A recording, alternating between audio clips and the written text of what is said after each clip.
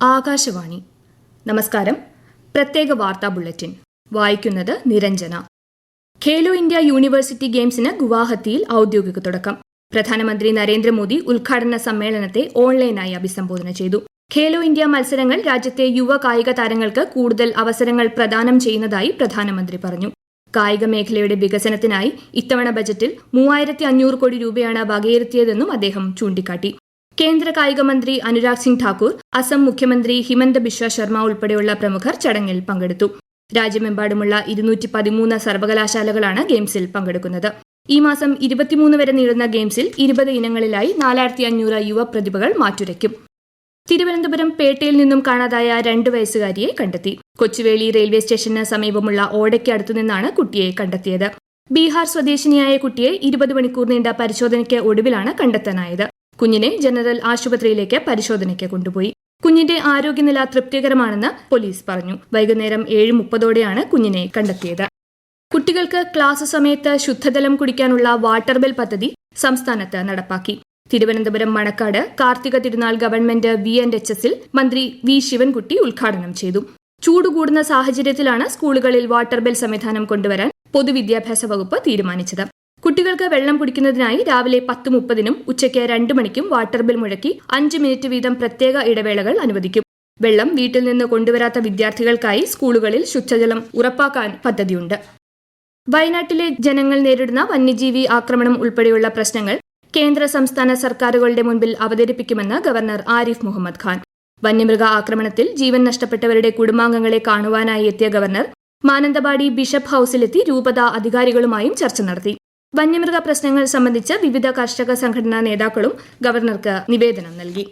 വയനാട്ടിൽ നിന്ന് തിരുവനന്തപുരത്തേക്ക് പോകാനായി കണ്ണൂർ രാജ്യാന്തര വിമാനത്താവളത്തിലേക്ക് വരുന്ന വഴി മട്ടന്നൂരിൽ വെച്ച് ഗവർണർ ആരിഫ് മുഹമ്മദ് ഖാന് നേരെ SFI പ്രവർത്തകർ കരിങ്കൊടി വീശി. ഇതേ തുടർന്ന് ഗവർണർ വാഹനം നിർത്തി പുറത്തിറങ്ങി. തുടർന്ന് പോലീസ് സുരക്ഷാ വലയം സൃഷ്ടിച്ചു. കണ്ടാലറിയാവുന്ന 50 പേർക്കെതിരെ കേസെടുത്തതായി മട്ടന്നൂർ പോലീസ് അറിയിച്ചു. നവകേരള സൃഷ്ടിക്കായി അഭിപ്രായങ്ങൾ സ്വരൂപിക്കുന്നതിന്റെ ഭാഗമായി യുവജനങ്ങളുമായി മുഖ്യമന്ത്രി പിണറായി വിജയൻ സംവദിക്കുന്ന മുഖാമുഖം പരിപാടി നാളെ തിരുവനന്തപുരത്ത് നടക്കും. കവടിയാർ ഉദയ് പാലസ് കൺവെൻഷൻ സെന്ററിൽ നടക്കുന്ന മുഖാമുഖത്തിൽ സമൂഹത്തിന്റെ നാനാതുറകളിൽ പ്രതിനിധീകരിക്കുന്ന യുവജനങ്ങൾ മുഖ്യമന്ത്രിയുമായി സംവദിക്കും. ബ്രസീലിലെ റിയോ ഡി ജനീറോയിൽ നടക്കുന്ന G20 വിദേശകാര്യമന്ത്രിമാരുടെ യോഗത്തിൽ കേന്ദ്ര സഹമന്ത്രി V മുരളീധരൻ പങ്കെടുക്കും. ഫെബ്രുവരി 21-22 തീയതികളിലാണ് യോഗം. ബ്രസീലിയൻ അധ്യക്ഷതയിൽ നടക്കുന്ന ആദ്യ മന്ത്രിതല യോഗമാണിത്. ഫെബ്രുവരി 22 നടക്കുന്ന ഇന്ത്യ, ബ്രസീൽ, ദക്ഷിണാഫ്രിക്ക വിദേശകാര്യമന്ത്രിമാരുടെ യോഗത്തിലും ശ്രീ മുരളീധരൻ പങ്കെടുക്കും. ഗ്ലോബൽ സൌത്തിലെ രാജ്യങ്ങളുമായുള്ള ഉഭയകക്ഷി കൂടിക്കാഴ്ചയിലും അദ്ദേഹം ഭാഗമാകും. കഴിഞ്ഞ വർഷമാണ് ഇന്ത്യയിൽ നിന്ന് ബ്രസീൽ G20 അധ്യക്ഷത സ്വീകരിച്ചത്.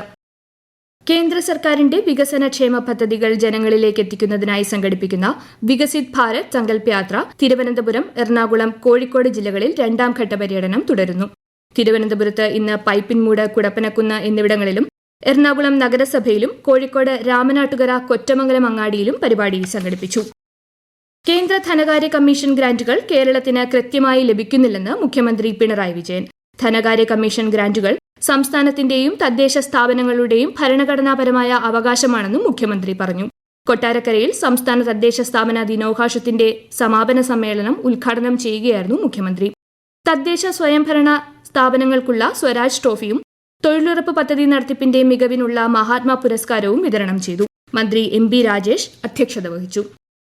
വിരബാധയിൽ നിന്നും കുട്ടികളെ സംരക്ഷിക്കുന്നതിന് ആരോഗ്യവകുപ്പ് സംഘടിപ്പിച്ച വിരവിമുക്ത യജ്ഞം വിജയകരമെന്ന് ആരോഗ്യമന്ത്രി വീണ ജോർജ്.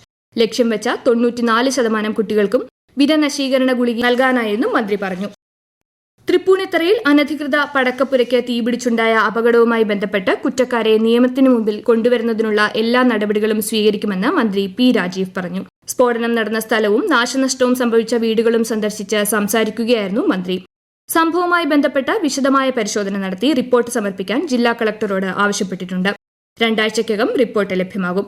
അതനുസരിച്ച് നഷ്ടപരിഹാരത്തിന് ആവശ്യമായ നടപടികൾ സ്വീകരിക്കുമെന്നും മന്ത്രി പറഞ്ഞു. തൊഴിൽ അനുഭവങ്ങളിലൂടെ പ്രൊഫഷണൽ വൈദഗ്ധ്യം നേടുന്നതിന് വിദ്യാർത്ഥികളെ നയിക്കണമെന്ന് മന്ത്രി V ശിവൻകുട്ടി. സ്റ്റാർസ് പദ്ധതിയുടെ ഭാഗമായുള്ള നൈപുണ്യ വികസന കേന്ദ്രങ്ങളുടെ സംസ്ഥാനതല ഉദ്ഘാടനം തിരുവനന്തപുരത്ത് കമലേശ്വരം ഗവൺമെന്റ് HSSൽ നിർവഹിക്കുകയായിരുന്നു മന്ത്രി. പ്രത്യേക വാർത്താ ബുള്ളറ്റിൻ കഴിഞ്ഞു. അടുത്ത വാർത്താ പ്രക്ഷേപണം നാളെ രാവിലെ 6:45-ന്.